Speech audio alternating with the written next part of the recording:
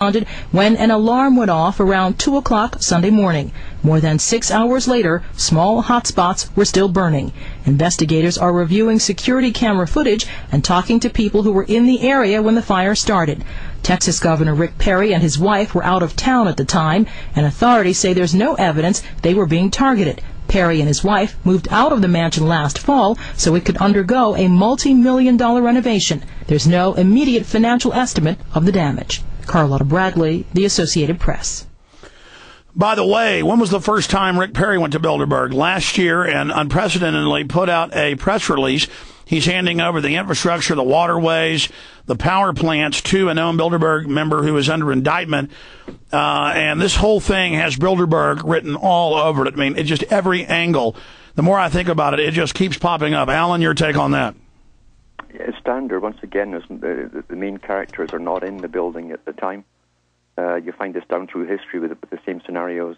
They're always somewhere else. Well, Nero burned Rome to get a police state going. I mean, they love these fake fires. Yeah, and the same sort of idea, too, that terrorism was everywhere in ancient Rome, and everyone had to obey the authorities, and the troops were set on the general public, as always. So this is standard. This is an ancient technique, and it generally works because it creates so much fear within the public who want to be safe, and the government says, we'll keep you safe, but here's the conditions, bend over and touch your toes. And if you want to eat, we'll feed you, but here's the conditions for that, too.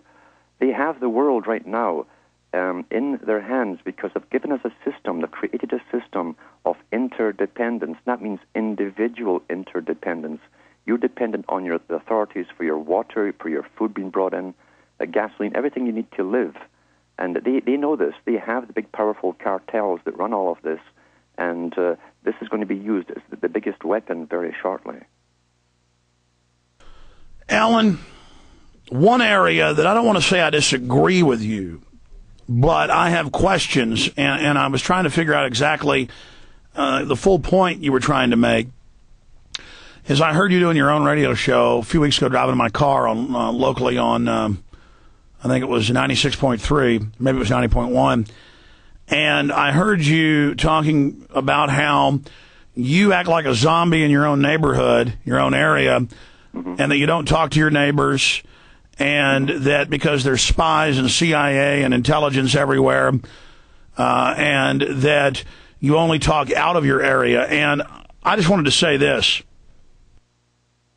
I wanted to give you a chance to respond to what I'm going to say and respond to what you were saying yourself. But first off, here's my take on that.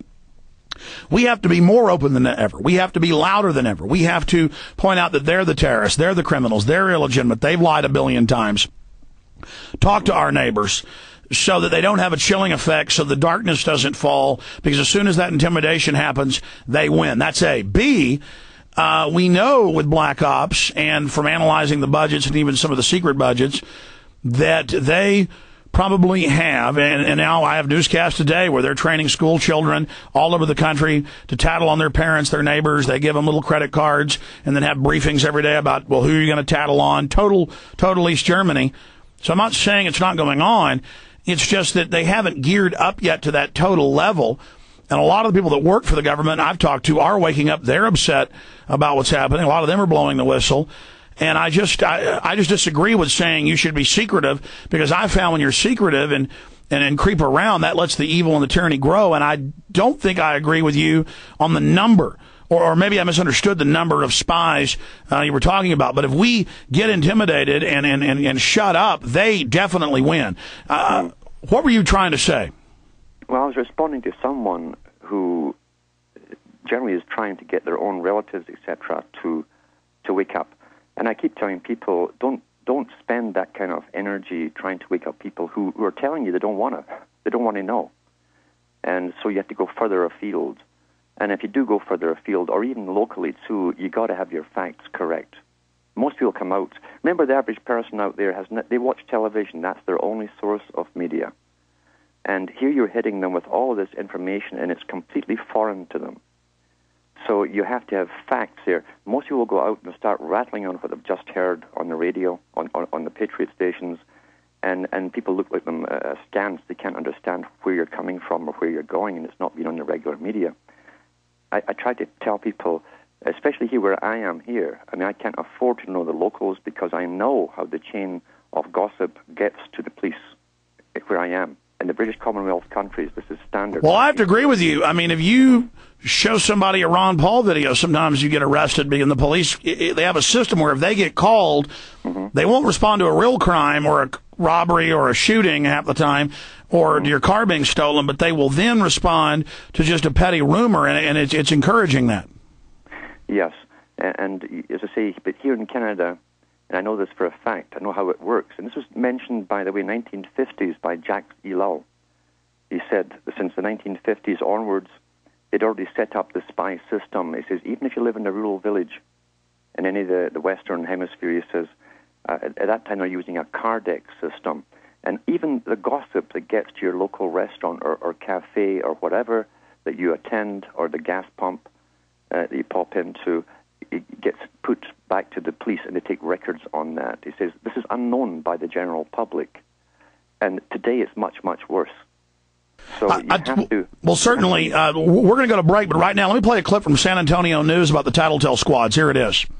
You know, in the San Antonio Independent School District, the district launched a Crime Stoppers program itself today. Students can now help police catch other kids and even adults committing crimes, and they can be rewarded for it, just as with the regular Crime Stoppers program. Students can remain anonymous. And anything we can do to encourage kids to come forward and be productive parts of our community is a very, very good thing. The San Antonio District students can call 227-TIPS to report a crime. Rewards range from $25 to $250, but they can reach up to $1,000. And by the way, we know about that program for 10 years in Austin and all over the country.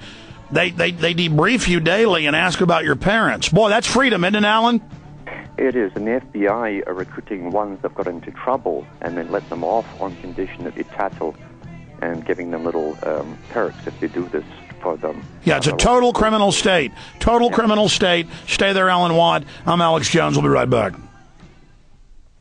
Attention GCN listeners, would you like to watch uncensored, unregulated, even banned TV on your computer? Well, now you can watch satellite TV on your PC with an extremely simple hookup that allows computer owners to pick up more channels than any sane person can even watch without paying monthly cable or satellite fees. Here's the story. New video feed technology lets anyone with a high-speed internet connection gain instant access to an endless list of underground channels from all over the globe. And here's the best part. It's 100% legal. And it works at home, the office, or even in other countries to grab television channels.